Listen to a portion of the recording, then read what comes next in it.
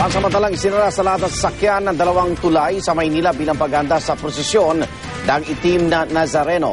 Yan ay upang tiyaking kakayanin ng mga ito ang bigat ng mga debotong daraan bukas. Saksi si Cara David. Dahil milyon-milyong deboto ang sasabay sa prosesyon ng Poong Nazareno, tiyak ng puno ang bawat metro kwadrado ng kalyeng daraanan nito pabalik ng simbahan ng Quiapo. Kabilang ang MacArthur at Quezon Bridge na inaasahang mapupuno, lalo na sa sandaling dadaanan nito ng Poon.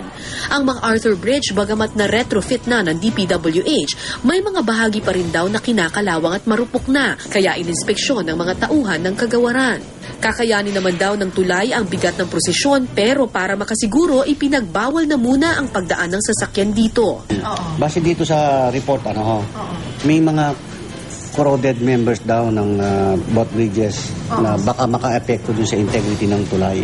Kaya nga, ang pakiusap namin, yung mga tao na wag nang umistambay doon. Hayaan na lang na dumaan yung procession doon. Hindi na rin papayagan ng anumang sasakyan sa luma na ring Quezon Bridge. Pati tao pagbabawalang mag-abang dito kahit pa sa ilalim ng tulay daraan ng prosesyon. Sa mga nakaraang taon kasi napupuno ang tulay ng mga gustong makasulyap sa Poong Nazareno.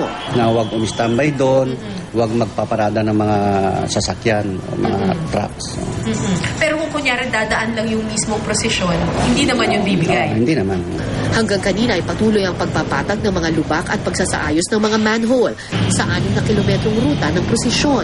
Yan ay para di na maulit ang minsang pagkamatay ng isang deboto matapos madapa sa isang open manhole at matapak-tapakan. Sa ngayon ay hindi pa gaanong matao ang simbahan ng Quiapo sa kabila ng oras-oras na misa dahil karamihan ay nasa Quirino Grandstand pa.